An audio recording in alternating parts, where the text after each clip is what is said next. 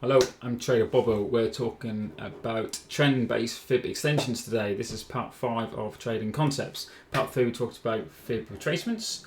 Part 4 we talked about fib expansions, and today it is trend-based fib extensions.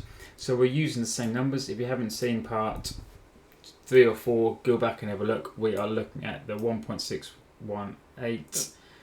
2.618 and the 4.236, and also your ranges is your 1, 2, and 3, and your 4 in between, which we'll get to at some point.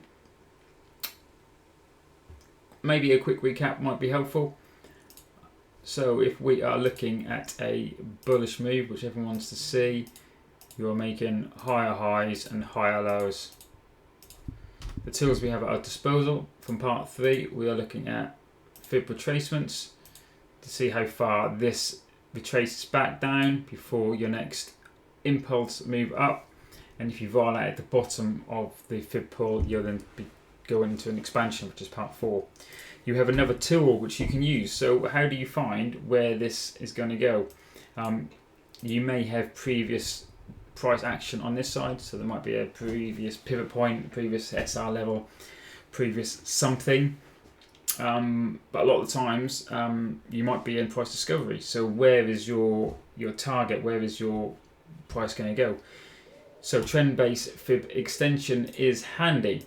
You use it by doing pulling a fib from your low to your high, back down to your low, and it gives you levels on your chart to look for. I've got it set up on mine as 1.618. This isn't very organized, I apologize. 2.618.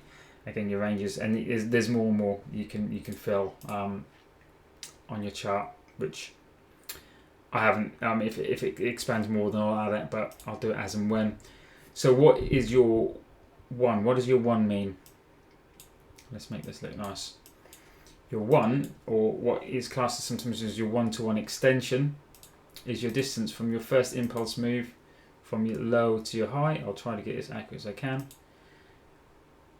And it's the distance then between the next low to the next high. So that's your 1-to-1 extension. The same distance between that and that is the distance between this and this. And then obviously your 1.618 is the expansion of this impulse up to your 1.618, and then your 2, which is double the length of that to that. I hope that makes sense. Hope I explained that adequately enough.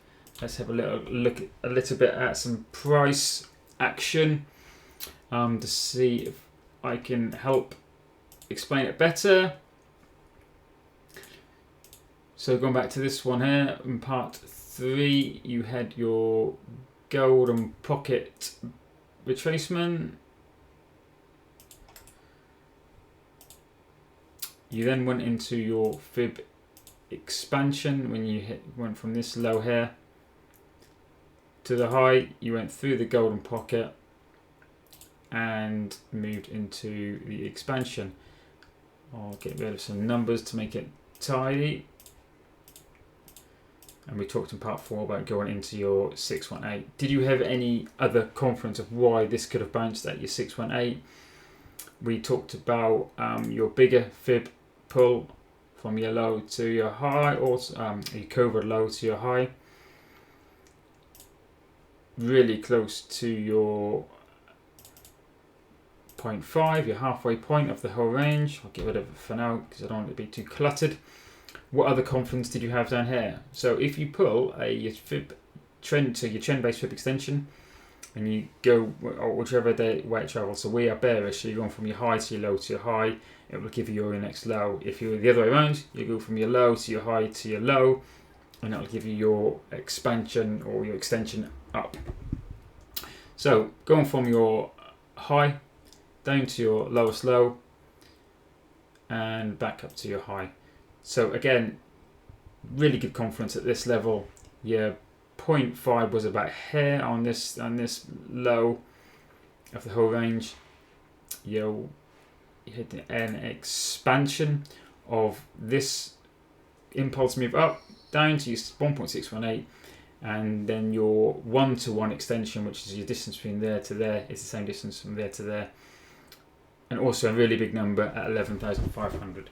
So if you were trading this, which I was back in May, this was a really good level to look for a potential bounce. Hope that explained it quite well. Let's have a look at Bitcoin. Bitcoin is always the one that people want to talk about, and you can do it for multiple different things. I mean, I was looking at if we were getting a move up. There was some really good conference. I think it's around 75 grand from memory. I'm not going to look at it because it didn't happen. But what we can do, we can go back in history, find your impulse move up, and see if we can predict the future. This is obviously price discovery. We've never been here before. So you could have pulled it from your impulse move up, from your low to your high, back down to your low. It didn't really help us here, but it gave you a figure at your 1.618 of 68k. So we were shy of it here, but move across a little bit. What happened in November? Bang on your 1-to-1 extension that you pulled from December to January back to the end of Jan, and it gave you your target in November of 21. Really good tool to use. I use it all the time in my trading as confluence, as retracements, extensions and expansions. I use all three together, and when they line up all neatly, really high chance of a bounce or a turning point in the market. So I hope that explains a trend-based fib extension, how you use it with your previous things we've talked about in 3 and 4, and hopefully how that will help with your trading. So have a play with it. I wouldn't use it at the moment too much with Bitcoin. Ethereum is not too bad, but with your indices, yeah, they're spot on. So that's part 5, trend-based fib extension, and I'll see you on part 6. Thank you very much.